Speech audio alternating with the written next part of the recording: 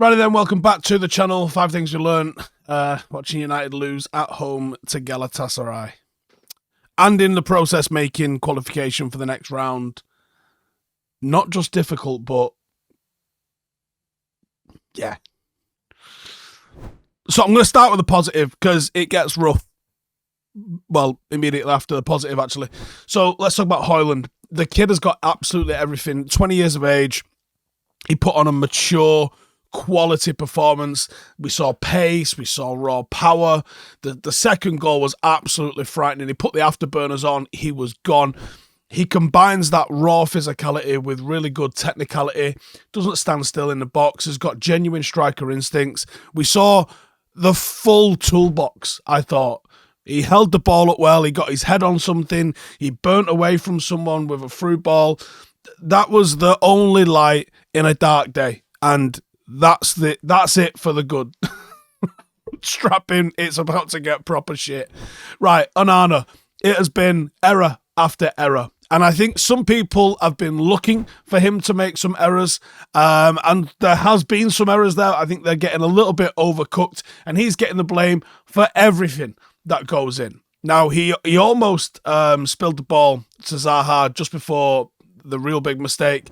His misplaced pass ended up with Casemiro getting sent off and the penalty, which obviously didn't go in. But his distribution has been below par. He's in a rut. And for a player that had so much confidence that we saw in pre-season, where's that gone? That's no longer there. He's now no longer patrolling outside of his box. He's someone that's retreated inside his 6-yard box. He's not even closing a distance down when people enter the box. He's got a lot of work to do to get back to even the guy that we saw in pre-season. And we're really going to need him to carry a little bit of weight here, because everybody else is dropping the ball as well. But when the keeper drops it, it's over. I don't want to see revisionism, people going, oh, we should have kept De Gea. No, it was the right decision to move David De Gea on, but the goalkeeper we've got in at the moment has to be better. And we know he can be better, but he has to be better. Number 3, Rashford.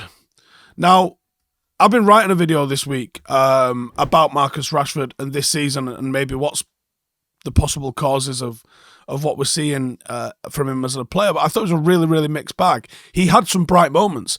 The cross for the first goal, I was so happy, very happy for Højlund, obviously. So happy for Marcus to get an assist. I'm like, he's been having a shit season. People are really getting onto him. As always, people are going overboard. And I'm like, finally. And he's done something. Like, we know Marcus can score. And if he scores, that's fantastic, of course. But what I really wanted to see this season, right now for Marcus, is what I've been talking about for the last couple of weeks. I want to see him create. I want to see him just go back to the basics of just being a good teammate for people. Because this season, I think one of the things that we've seen at him is he's been looking for it himself. Now, you can extrapolate on the reasons why he's been coming in and looking for it for himself to the detriment of the team. So I thought, you fixed being a detriment to the team by being an asset to the team. And early in the game, he puts a sensational right-footed cross in. There we go. And then later in the game, he gets in a 1v1 situation and he decides to square it. And then he was sloppy in other areas. He looks to me like he's second-guessing. His consistency in a game is all over the place. Really dangerous at times. And then just decision-making just isn't there. To me, he looks like a player that isn't confident. And that can be highlighted by what we saw with the squaring it to Bruno. That is a player that is not confident in his own abilities, and that's dangerous. And he could have ended up being confident on the back of a good performance. If Højlund ends up winning the game and Marcus had a big hand in that, he comes off the pitch, the gaffer has a word with him and he goes, that's what we're looking for. And you kick on and you build on that and you start to start your season. But that didn't happen. He looks like he's devoid of confidence and he's going to have to find a way to get that back. And I'm not sure how he gets that back in a team that's just from back to front, fucking dysfunctional, but he's going to have to do it. Defensive woes. So we are awful defensively. We are just shipping goals left, right and centre. We are passive. Cutbacks again, just fucking doing us like that. It's not acceptable for United to be dropping in cutbacks. I did go for Reguilon in my predicted 11. Clearly wasn't available, hence why we saw Amrabat, and Amrabat was good. But the errors coming in the team, there were some errors from Delo, some from Amrabat. I don't know if I misspoke or people misheard when I said that on the review last night. I said, the whole defence didn't get back in time. You've allowed Delo to go and challenge on his own. And if I didn't articulate this properly last night, I'll do it now. When you've allowed Delo to go 1v1 with Zaha, and it's the jogging back of the rest of the defence that pissed me off. I didn't say that, and that's what I meant to say. The rest of the defence has to fucking bust a gut, because 1v1, Zaha could easily dribble past Delo if the ball gets onto the floor. But as we saw, he out-muscled him and bullied him physically. Now you're getting a shot off. He has an acrobatic shot. They've tried to block it. It's ended up coming off the inside of his thigh. It's just fucking shit show. But substandard marking, substandard defending, communication's not there. We conceding far too many fucking chances, which gives teams encouragement, gives them an opportunity. We had a soft underbelly. Now, we got our noses in front twice. I mean, arguably, we put the ball in the net 3 times.